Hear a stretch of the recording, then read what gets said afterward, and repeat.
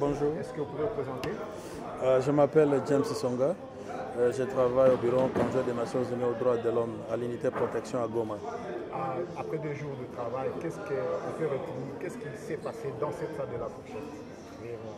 En fait, les objectifs que nous nous sommes assignés ont été atteints. C'était d'abord de mettre en place ou de discuter avec les partenaires, les acteurs judiciaires sur les questions de protection des victimes et des témoins qui comprennent que c'est une nécessité, c'est une obligation légale de protéger les victimes et les témoins. Sachant que les victimes et les témoins ils jouent un rôle important dans la bonne administration de la justice. Sans leur participation, le procès ne pourra pas être équitable. Alors il faudrait qu'ils viennent, ils ont une garantie de sécurité pour qu'ils comparaissent en toute sécurité.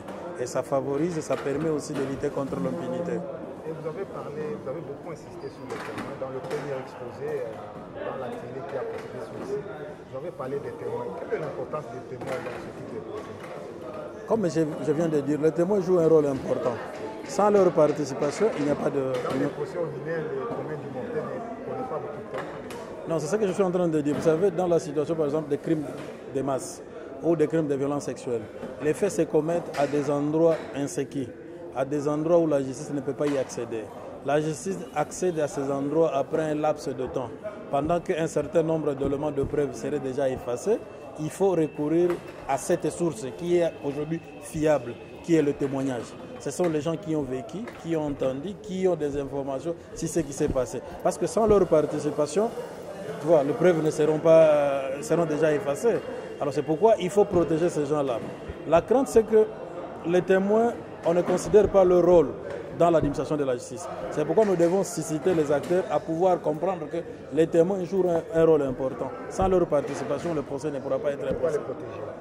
Il faut les protéger parce qu'ils courent un risque.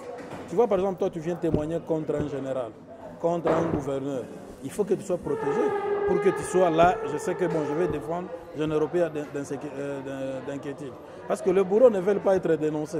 Or, quelqu'un qui vient dénoncer le bourreau, il doit être protégé parce qu'il est par crainte des représailles, quoi. Et après tous ces ateliers, tous ces forums que le Bureau conjoint des Nations Unies des droits de l'homme a déjà initié, est-ce que vous pensez qu'on vous a écouté, la juridiction nationale? En fait, je parle de manière un peu générale, parce que le projet puisse implémenter à l'Est, où nous avons déjà un écho positif.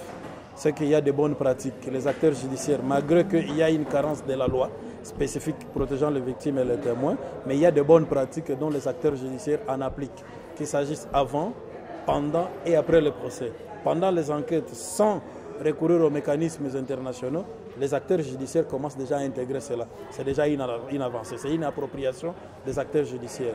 Nous avons été ici avec vous au mois de septembre, à l'intention des avocats. C'était une recommandation pour que c'était une recommandation pour que les magistrats aussi en bénéficient. C'est pourquoi nous sommes revenus. Et la manière dont nous avons travaillé, les travaux en Carrefour, nous ont permis de comprendre. Prochainement, nous passerons pour faire une évaluation, de voir si ce que nous nous sommes dit, ce que nous avons partagé avec eux ont été appliqués.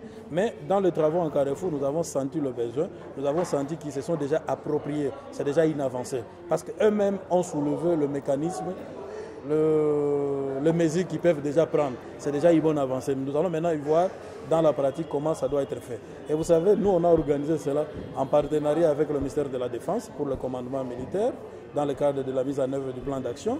Nous avons fait avec le ministère de la Justice, qui est l'autorité à ce sens. Nous avons fait avec le Conseil supérieur de la magistrature. Toutes ces autorités-là doivent faire un suivi pour s'assurer que tout ce que nous avons dit, tout ce qui a été partagé, soit pris en application. Après l'étape de Kisangani, quelle est la prochaine étape? Bon, en fait, l'étape de Kisangani pour cette année, c'était l'étape finale. Parce qu'à Goma, Bukavu et à Ituri, on a fait la table ronde.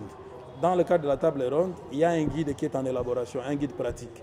Ce qui veut dire l'étape de Kisangani, c'était pour boucler l'année. Mais lorsque le guide sera là, nous reviendrons partager et vulgariser, discuter encore avec les acteurs pour que même ceux qui n'ont pas participé à cette activité puissent bénéficier à travers le guide là, puissent appliquer les principes ou les mécanismes à travers le guide qui doit être élaboré. Monsieur James Songa, la RFO et la RTA vous remercie. Merci beaucoup.